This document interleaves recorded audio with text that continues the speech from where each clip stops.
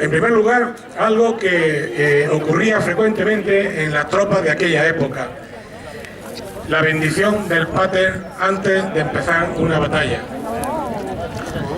Los soldados españoles hacen pie a tierra para recibir esa bendición.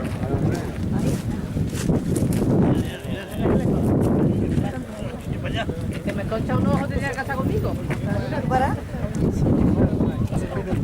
Una vez concluido este acto que está teniendo lugar en estos momentos, se iniciará la orden de romper fuego con las piezas de artillería. Primero los franceses, después los españoles harán algunos disparos de forma conjunta y luego individualmente. Se inicia así el combate mediante un duelo artillero donde de lo que se trataba era de ablandar un poco las líneas enemigas y reducir así su capacidad de fuego.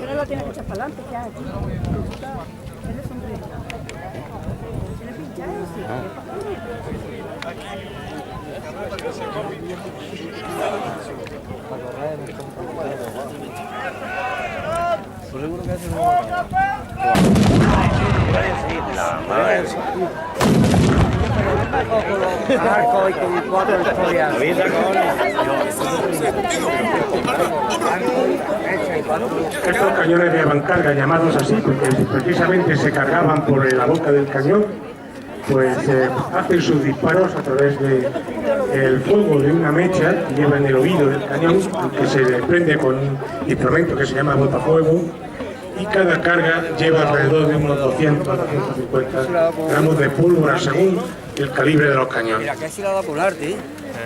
En aquella época, cuando se hablaba de piezas de artillería, no se hablaba de calibre, sino del tamaño de los proyectiles. Por eso se hablaba, del peso de los proyectiles. Por eso hablaba de libras, 12 libras, 8 libras, 6 libras, dependiendo del peso de los proyectiles. Eso indicaba también, en gran medida, pues, el calibre de los cañones. Estas armas de avancarga, al igual que los mosquetes, funcionan de la misma manera. Se mete la carga, en este caso sin proyectil, lógicamente, con pólvora, y a través del botafuego se prende la mecha que va conectada al interior del cañón mediante un agujero que se llama oído. Al prenderse, el fuego llega dentro del tubo y produce la explosión de la pólvora, que sale lógicamente por la boca del cañón. Las normas de seguridad de la artillería exigen a menos de 50 metros cuando no haya nadie, problemas de seguridad para asegurar el correcto funcionamiento, que nadie resulte herido, que nadie sufra quemaduras. Para los mosquetes alrededor de unos 20 metros. Bueno, ya estamos.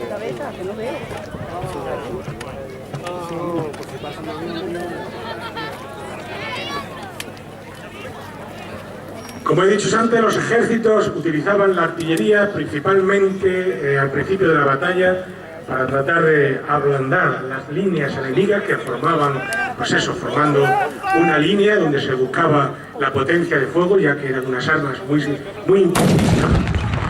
Los mosquetes de aquella época,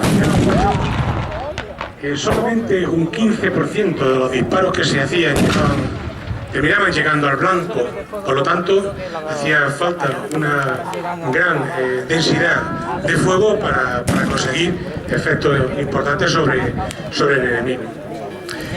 Los cañones también enfilaban a las columnas enemigas cuando avanzaban hacia la línea propia, y cuando ya estaban muy cerca de las líneas cambiaban la munición y en vez de esas bolas esféricas cargaban con polleras y también con metralla, disparando a bocajarro contra las columnas y haciendo pues unos efectos mortíferos.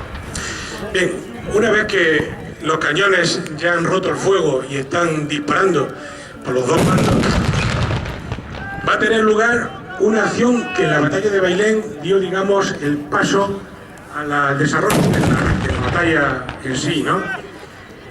Tras los últimos disparos de artillería, El regimiento de línea de Jaén, con algunos integrantes del regimiento de infantería de línea de Valencia, toman posición en el sector izquierdo, en el ala izquierda de la batalla, subiendo a lo que en aquella época era el Azabalona.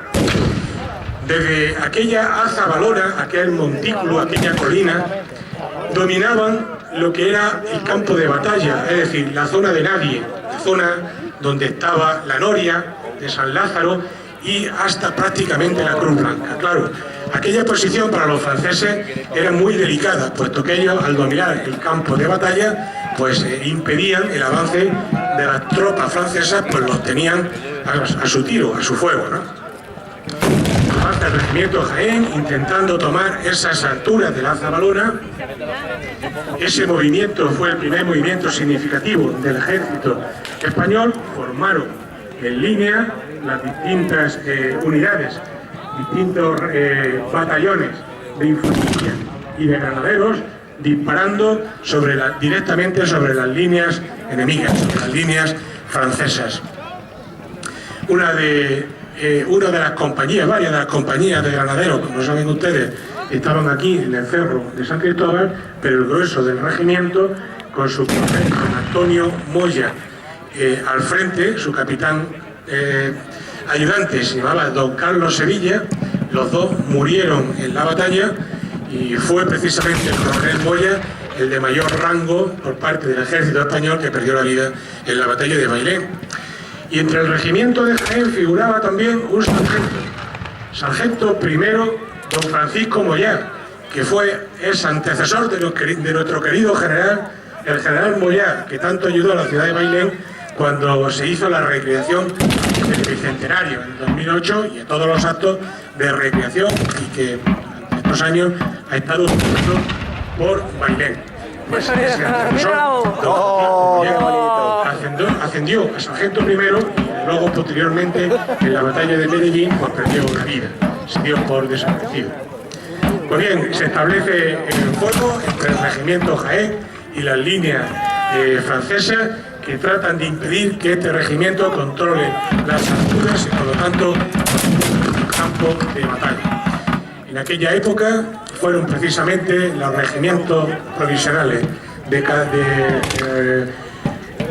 cazadores y dragones del general Privé, los dragones del general Privé, los que invadieron literalmente al regimiento Jaén, haciéndole 200 bajas.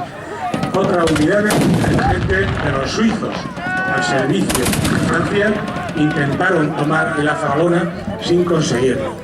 Al final de varias horas de encarnizado combate, pues se firman tablas.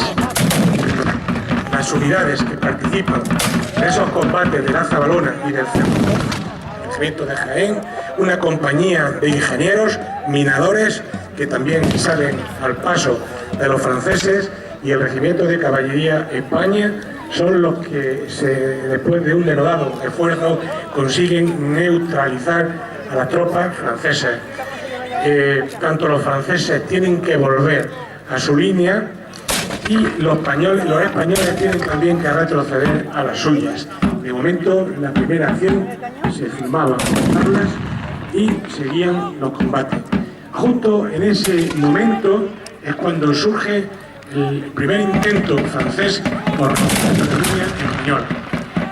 El general Dupont, con las tropas que iban llegándole del camino de Andújar, que venían de Andújar, concretamente de la división Barbú, de la brigada Chabert, fueron las primeras que llegaban con algunas legiones de reserva y procedieron al avance contra la línea española, tratando de quitar y romper la línea por el centro y así poder escapar de la Carolina hacia Despeñaperro. Se establece un combate duro. La línea española centra el fuego sobre el campo de batalla, cruza el fuego, y todas las unidades, desde el regimiento de Jaén, al regimiento de Irlanda, al regimiento de Ceuta, al regimiento de la Reina, a los voluntarios de Barbastro, a los voluntarios de Granada, al regimiento de órdenes militares que estaba justo a la línea, pues cortan su fuego y hacen estragos en la línea francesa, que tienen que retirarse de nuevo a su línea sin conseguir el deseo de romper el frente. El primer ataque prácticamente había fracasado. Los distintos regimientos españoles mantienen la bandera, mantienen el pie en su sitio y no se mueven frente al empuje de las famosas tropas imperiales de la Gran Armée de Napoleón, que no se creían lo que estaban viendo. Durante horas se establece un fuego de cañón, un fuego de mosquete en este primer intento.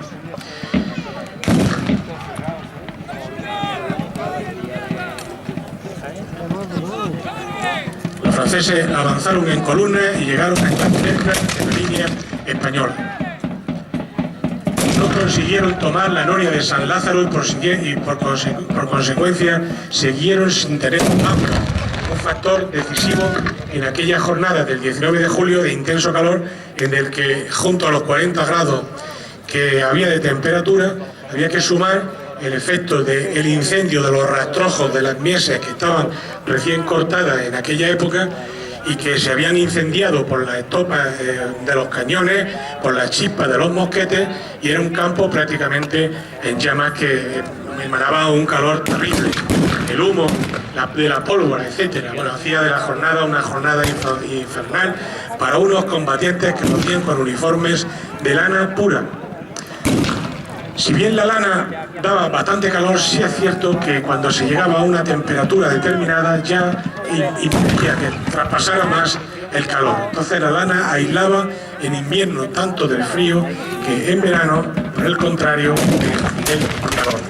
Aquella jornada les resultó determinante el que los ciudadanos y ciudadanas, principalmente ciudadanas, impecable el aro que vemos en el cielo,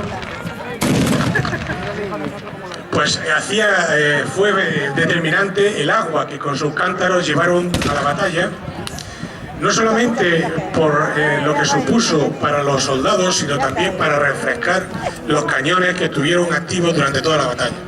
Las mujeres de Bailén también, en un esfuerzo con un coraje digno de todo elogio, se dedicaron a recoger a los heridos españoles del campo de batalla, como ustedes están viendo, y llevarlos a retaguardia al hospital de la calle del Santo, justo donde está hoy la plaza Príncipe de Asturias. En ese lugar había una casona antiguamente donde se atendieron, donde se hizo un inmenso hospital de sangre y se atendieron a más de 700 heridos españoles. Que hubo varios hospitales en Bailén, pero ese fue el más importante. Como las mujeres, las bailenenses, a los heridos del campo de batalla que los llevan a la retaguardia. Vean ustedes cómo la línea francesa se ha adelantado, avanzando, intentando romper la línea española y estableciéndose un combate infernal con mosquetes, con cañones, con caballería, aunque hoy no tenemos disponible caballería, por el gran presupuesto que eso supone. No estamos en tiempos de esos actos. Ya se hicieron cuando el bicentenario de la batalla y la recreación de la batalla, donde fue espectacular la participación de la caballería. Yo se los cuento. En esta fase la caballería también francesa intentó llegar a la línea española, pero fue prácticamente imposible, no lo consiguieron.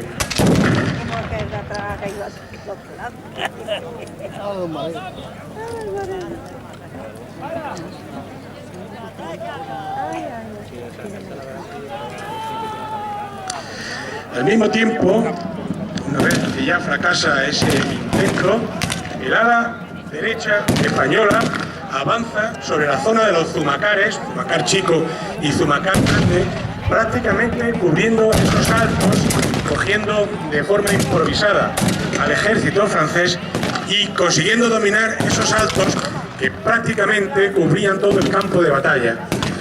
Lógicamente, Dupont no podía consentir que esas unidades españolas estuvieran ahí y lanzó concretamente a dos regimientos, los regimientos de París y también a los regimientos de cazadores del general Dupré. Se estableció un cruentísimo encuentro en la zona de Cerro Valentín y sobre todo en los Zumacares.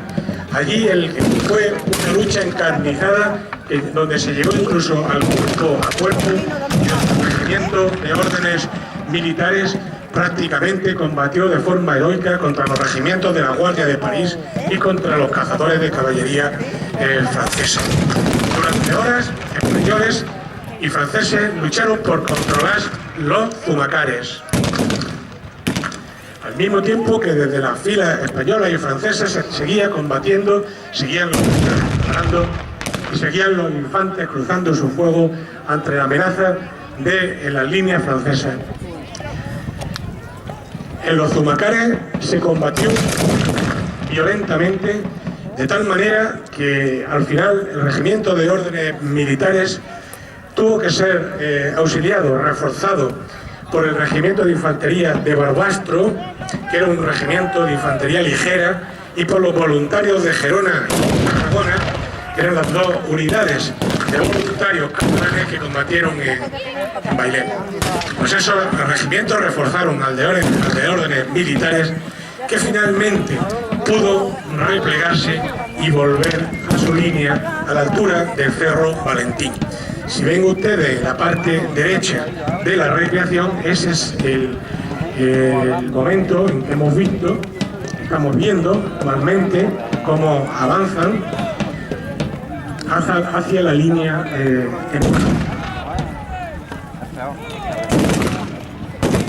Esta sería la segunda fase de las 4 que se ha preparado el uso de, esta recreación del 2013. En realidad, aquella acción que